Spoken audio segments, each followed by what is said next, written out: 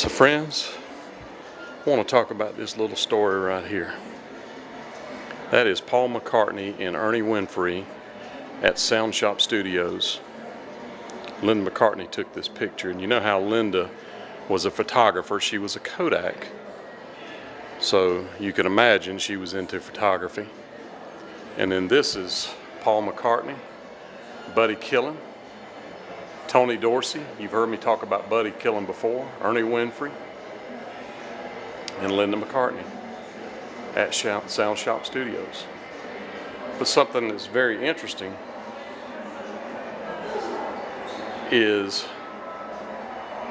this poster that was hanging in the sound shop. And you can see this is Linda McCartney.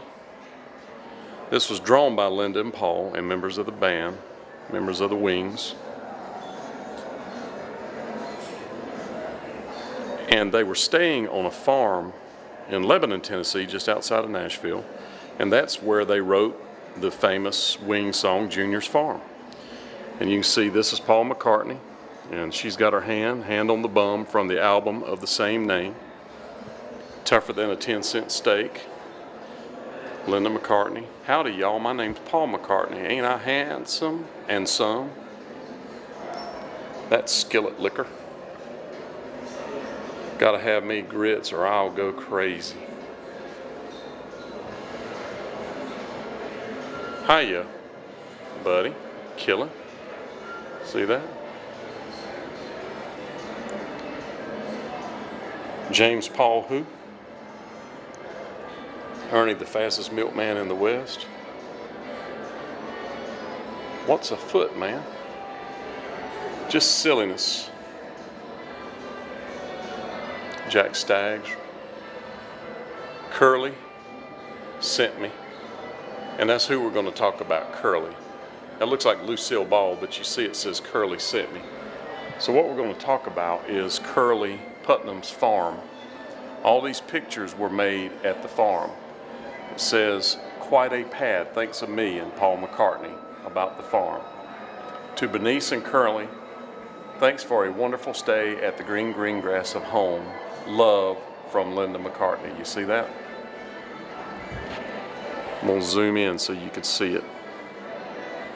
All these little things that I've shown you will all come together and let you know what I'm talking about. So let's go take a look, friends.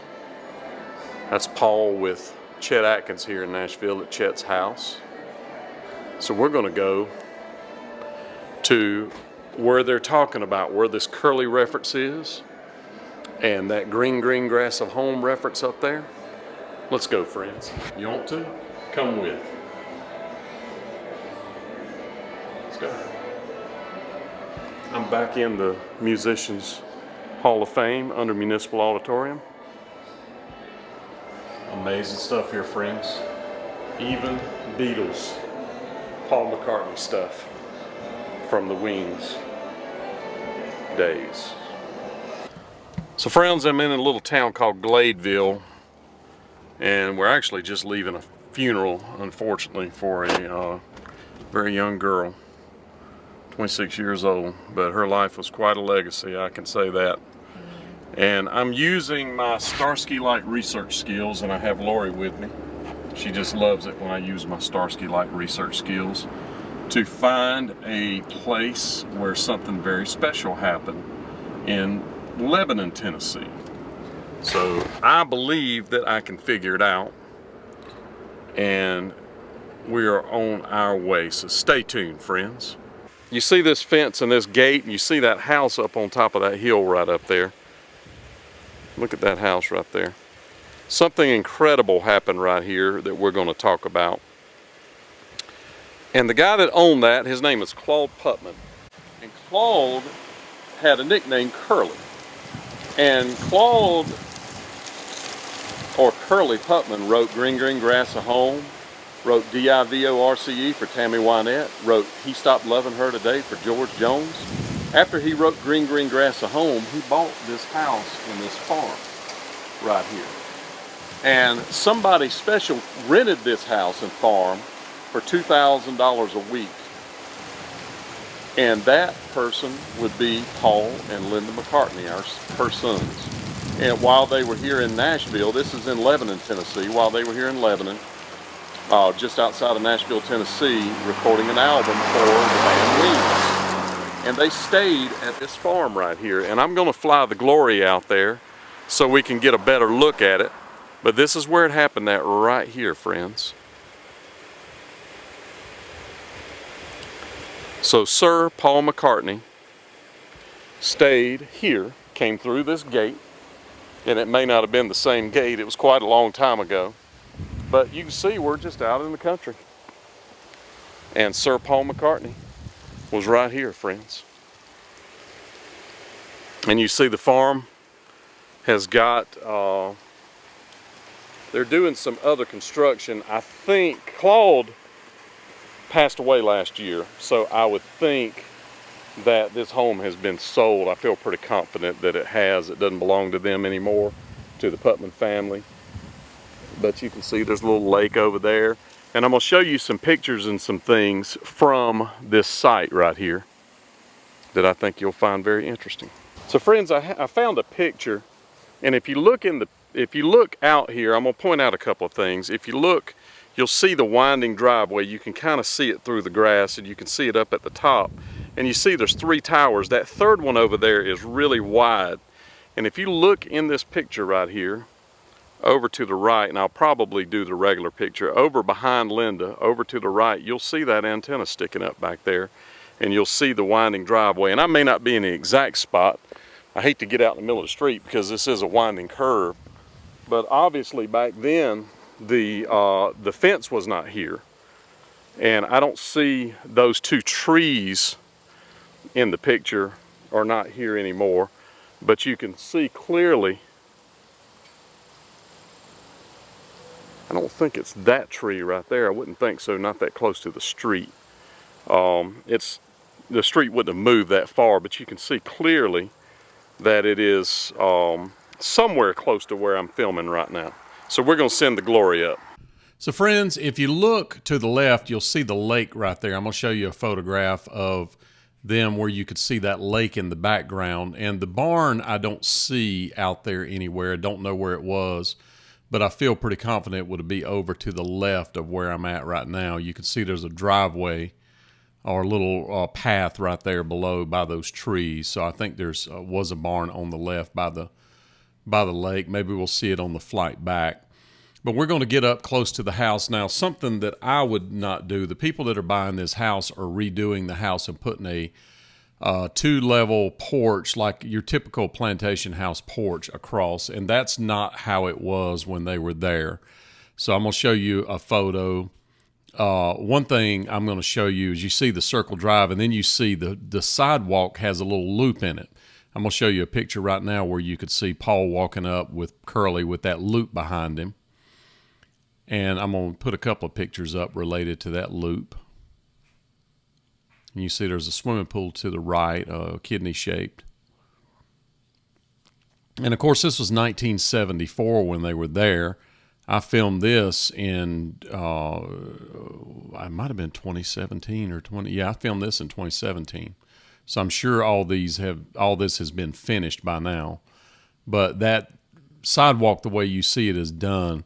And there was tons of photographs of Paul and Linda in front of that front door. I'll show you one right now. And, of course, it's all changed. This loop right here has not changed. That is original. But, you know, if I'd have bought the home, I would have left it the same because of the history with Paul there. But, you know, some people don't care about music history. Now we're just going to look around. It's a nice long driveway. It's a beautiful place. And this home was built on green grass of home money. So that is the green grass of home that you just saw right in front of this home.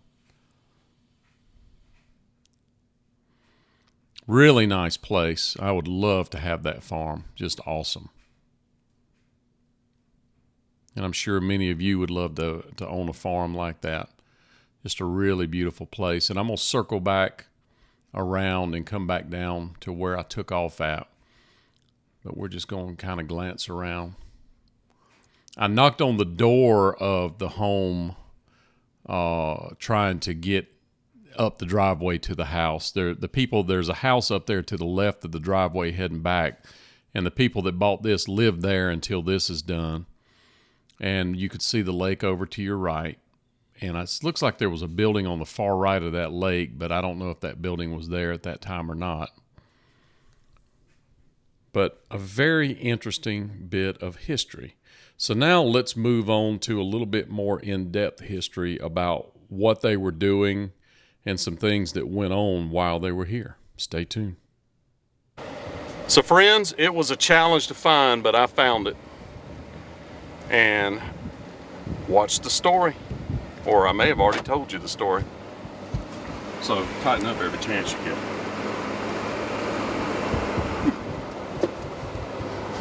So friends, this is Division Street. Downtown Nashville is right there. We can't even see, that's the top of a building in the Gulch. The actual downtown, you can see there's a building over there. The Batman building is over in that direction. The Country Music Hall of Fame used to be on the other side of this Best Western.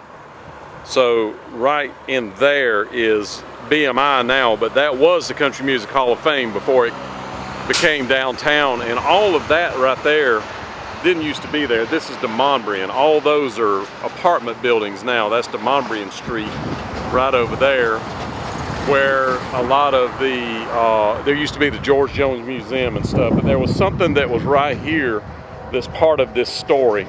It was at 1307. You can see that's 1302 on this side of the street. So it would have been about directly in front of me. Next to the hotel was not a Best Western back then, but it was called the Sound Shop Studio, and it was somewhere right inside here. And I don't find many photos of it, although I do find some.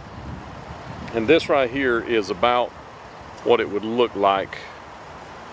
It looked like that right there. It was just a little red woodside building with like T111 siding on it, and it was right here. And this is where Paul McCartney and Wings came and recorded when they were staying at the farm that we were just talking about, at Curly Putman's farm.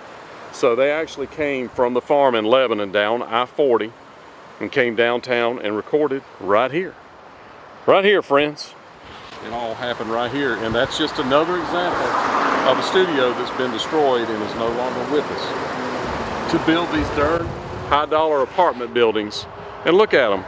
There's a set here, there's a set there, there's a set there, there's one there, there's one there, there's one there, there's one on the other side right there, there's one right there, and also where we were just talking about the Gulch, that thing sticking up that you see right there, it's somewhere right here, it's hard for me to see pointing my finger. That's where Taylor Swift lived, on the top of that. She had the penthouse right there, but it's right there in that building. You can see the top of it sticking up. So we're in a town now where they're tearing down things that incredible stuff happened at and just building apartments. At some point, there's not going to be any history here, friends. It's just going to be apartments. So I say to you, Nashville, tighten up. Quit tearing down history and building apartments. These things are crazy expensive here, friends. But it happened right here. Division Street. And I used to do writers' nights. I don't know if they still do it, but it was Debbie Champion and Rick Tiger that did writers' nights right there at that hotel. And it was not a Best Western back then. I don't recall what it was. But I have been there and done writers, what we call here in Nashville, writers' rounds. And what that is songwriters. Usually it'll be 4 of them, and you do 3 songs a piece. And they call that a round. So it'll be, each person lines up, there's 4 in 4 chairs. First person does one, and you go through, and it's basically 12 songs. It takes about an hour. And on, I think it was Friday nights they were doing writers' rounds here. It may have been Saturdays, and they were doing Fridays at the Broken Spoke. I've done writers' rounds at both. So just a little more history from Nashville, friends. Tighten up every chance you get. And I'm sad that this place is gone, but I at least wanted to bring you where it used to be. So friends, I found some pictures of the sound shop being torn down. That's one picture of it being torn down. Let me see if I can find the other. So what I'm wanting to focus on is that house right there, which was directly behind it. You can see that it's got kind of a pitch roof and it's flat on the very top, and there's a house with another window directly beside it. Let's go see if we can find that house. I believe that that house right there with the tree is the one to the right that you can see in the picture right here on the edge. And I believe we're going to find the other house just to the left of that house. Because we want to be sure that I remember the sound shop being here, but when they build all this stuff, it's hard to remember. It's hard to keep up with. And I bet you we're going to see that other house when we go back behind this building. Let's go. As you can see, this building is not even complete yet. There's no cars in here. So this literally has been under construction for a while, and the sound shop was torn down a while ago. And I am correct. That's the edge of the one. Let's see if we can get a better vantage point of the one with the flat roof. That, you can see the little edge is that. You can see the double window at the top right there. And the one that you see right there is the next one.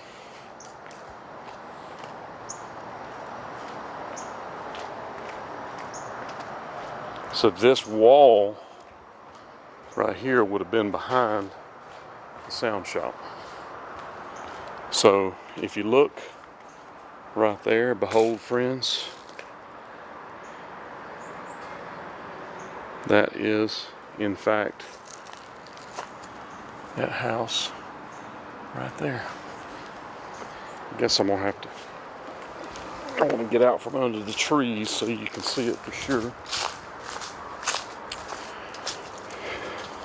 But I don't think there's any question that that house right there is that house right there. And then that one is the one beside it. So that is directly behind where the sound shop was. You can see it in rubble.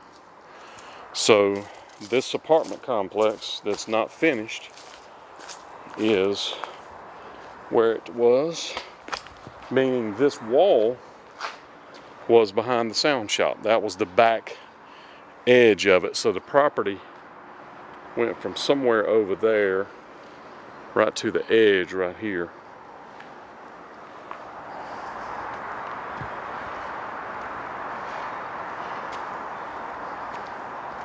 So I think the actual building was more the back of it. It looks like there was a back lot. There's actually a fence on that side. I'll show you another picture. But it looks like the back lot. So the sound shop was in this area right here, more directly behind that house than beside this house.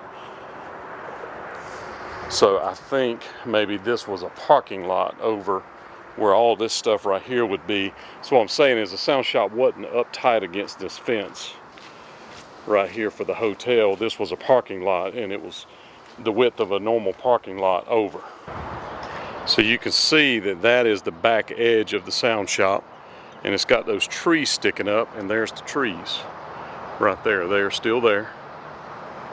They did not get torn down because they're on the other side of the property. They're not on the sound shop property, and there's an alley running through the back there, and you can see part of the retaining wall that is right there. You can see part of that wall right there that's covered right here in this picture.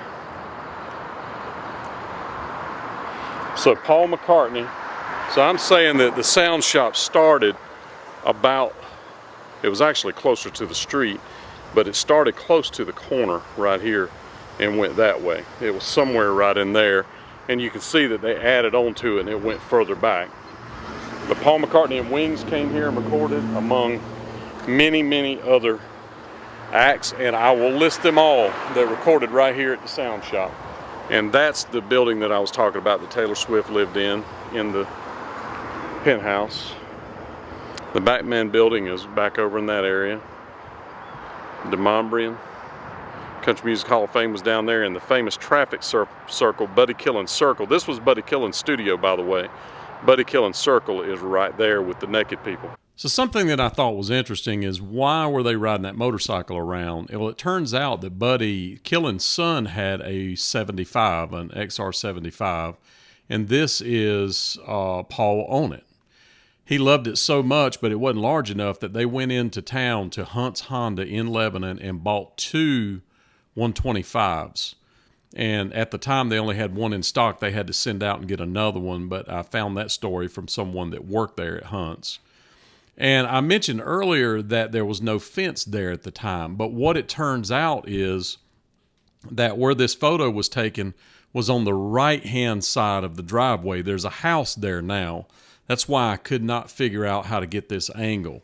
So further down the road on the right-hand side of the driveway is this picture was taken, and the reason that I know that is this photo. So if you look in this photo, notice that there's a fence behind them, and the driveway is on their left, my right. So it turns out that where the driveway was, there was a fence and columns, and from the left-hand side of that driveway over to the left is where the barn was, where the horses were, and the lake was behind them. That barn is no longer there. The reason that I know that is this photograph. So if you look at Paul on the horse, that is the driveway entrance right there, and you can see the fence there. And there was clearly no fence on the other side, because when you see him riding the motorcycle down the road, you don't see any fence. So there was a fence from the driveway to the left around the horse farm, and the horse barn was behind them and the lake behind them. So this was actually closer to the road. And this fence, the brick part of it, is not the same now. It is a different color brick. That was painted white to match the house. The new brick is a newer brick. And that was them. You could see the house in the background, and you could see the driveway and Linda, of course. So the horse barn was behind them. The gate that we were just looking at was in front of them to their right. And this is an interesting picture. WKDA, AM 1240, FM 103.3, Nashville, Tennessee. You see that? They were out there to interview, along with a lot of other news channels and newspapers and TV channels. And this is that day. And they were right on the front porch of that house. And there's Paul, Linda sitting beside them. And those guys got interviews with Paul McCartney in Lebanon, Tennessee, which kind of blows my mind. And here is Wings and Paul McCartney on the fence getting their photo made in front of one of those old barns in the back. And of course, those barns are gone. Paul playing the lefty Rickenbacker 4001 bass. I have one, but mine's not a lefty. Mine's a righty, and mine's dark blue. And lastly, I'm going to leave you with this story. You wouldn't expect to see Dolly Parton and Porter Wagoner in a photo with Paul McCartney and Linda and the children. The last show that Dolly and Porter played together, when Dolly was going out to become a solo artist, was this day. Paul McCartney and Linda and the kids were in attendance. I bet you didn't know that. So now you have a little bit more of the Paul McCartney, Linda McCartney, Dolly Parton, Porter Wagoner puzzles. There you go, friends. Another little piece.